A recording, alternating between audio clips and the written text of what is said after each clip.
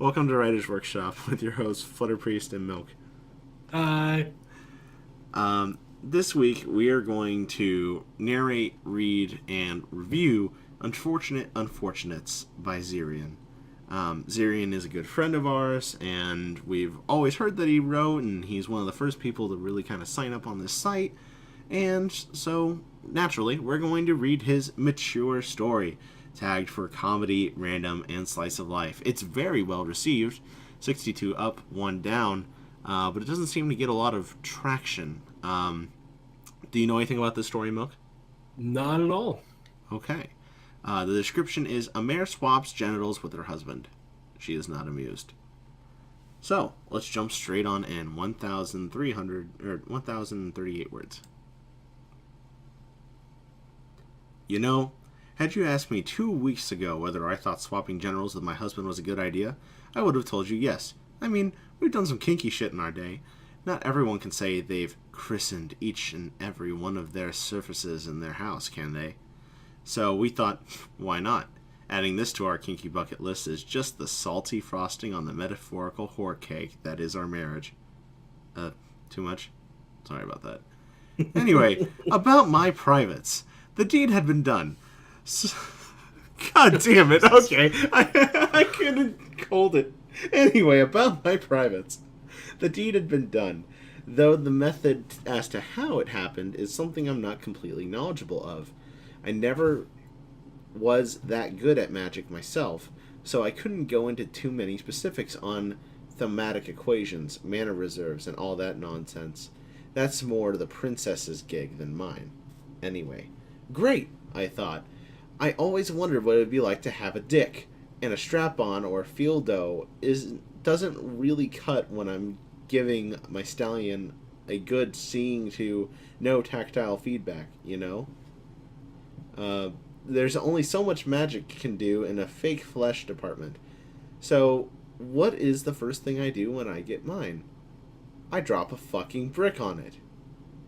Sounds strange, doesn't it? Mary gets newfound penile powers, and the first thing she does is pummel it into oblivion. It wasn't as if I particularly wanted that to happen. I had already known that the swap was going to happen at some point throughout the day, though I wasn't sure as to when. So I went about my day as normal.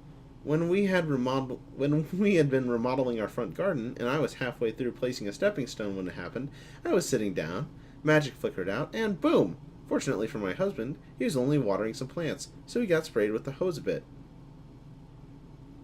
As for myself, you see, I'm no stranger to pain. Having 2 foals of my own has made sure of that.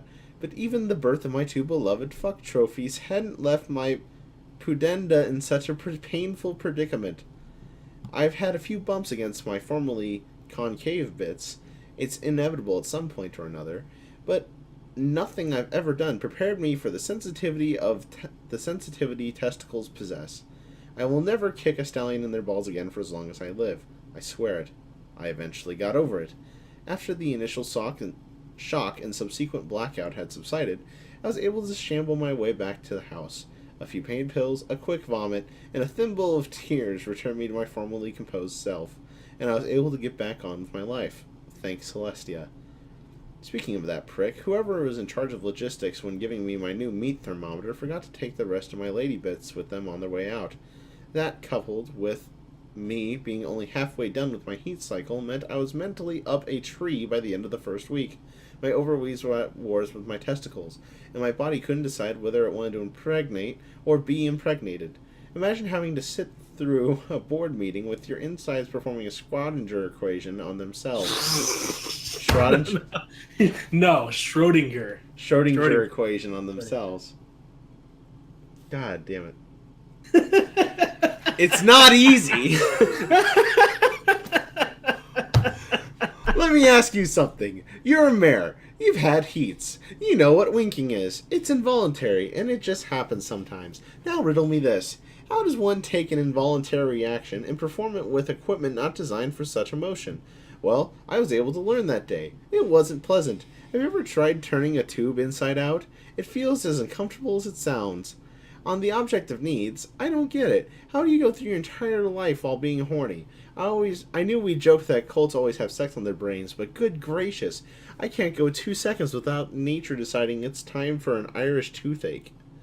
It doesn't matter where I am. The store, the office, the middle class in town, nowhere is safe. I know sometimes these happen out of nowhere. I've seen them. You've seen them. It's a natural part of life, but this is ridiculous. I know it's customary to ignore a Y-boner if it happens in polite company, but there's a difference between a few times daily and near constantly. There's only so many times one can think about their dead grandma before your mind proves that Freud was right. Luna forbid I accidentally prop one while walking by the schoolhouse. I don't think I'd ever be able to look at Shirley in the eyes again. I don't think I ever got hard while looking at the neighbor's dog. I raised that fucking dog. Now I have to add zoophilia and incest to my roster of shame. I'm not having it. I'm done. I want my vag back. The sex was fun for a while, but I'm tired of having these oversized plums. I can't walk without them banging against my legs, and I can't sit down anywhere without wondering whether I'd sit on one by accident or pop it or something. That can happen, right? I probably have permanent bruising right now, and surprisingly enough, I'm not into that sort of thing. I'd rather not want to only have two desires run through my head at all times. Hump it or fuck it. It's exhausting. I almost killed a pony over a bag of carrots. Seriously, not cool. You can have your Freaky Friday body swapping fortune cookie bullshit back, because I don't want it anymore. I'm going to come back here in 2 days, and you have two choices. Either Mr. John and the twins are sent packing, or we'll see how well your body will do for tempering these urges. Your choice. Author's note. I'm sorry.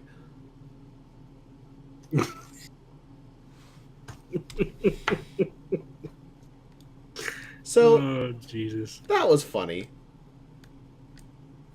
There is some very odd sexual description there, and I feel like the sex tag should have been included in this one if it wasn't, which I don't think it was. No, yeah, the sex tag wasn't included, actually. But that said, for a mature story, there was no actual sex. Like, there was description of the genitals.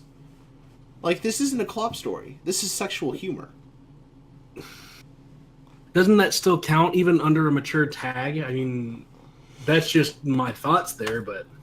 See, Zyrian's the only person I know that's actually, like, gone on a rant to me about actual tagging on FimFiction, so he would know... I want to say he would know better than I would, but that said, he clearly had a plan for how this story should be tagged. Well, I mean, just because you can rant doesn't mean you're always right. Yeah, well, this also... Just saying, this whole story was a rant. This story wasn't actually, like, a story. There wasn't, it was like telling a campfire story almost. It's like it was written as a letter to the person who performed the spell or to the husband. Yes. But that said, it started out with,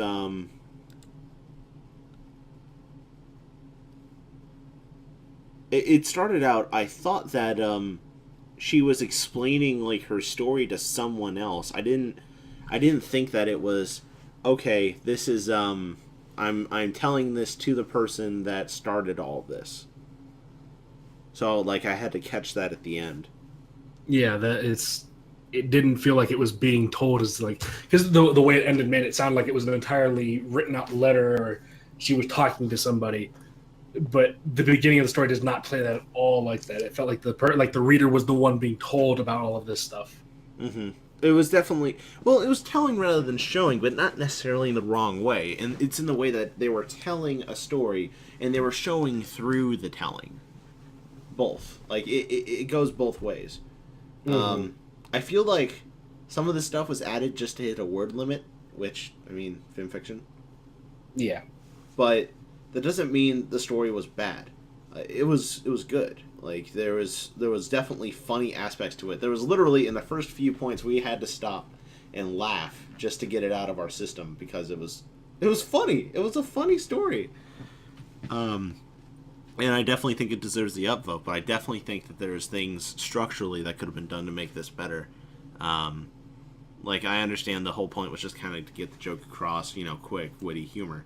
But a little more solidification of how the story is being told, or how this rant is happening, or how this is being written, how this is being told, the more context around it probably would have solidified it more for me.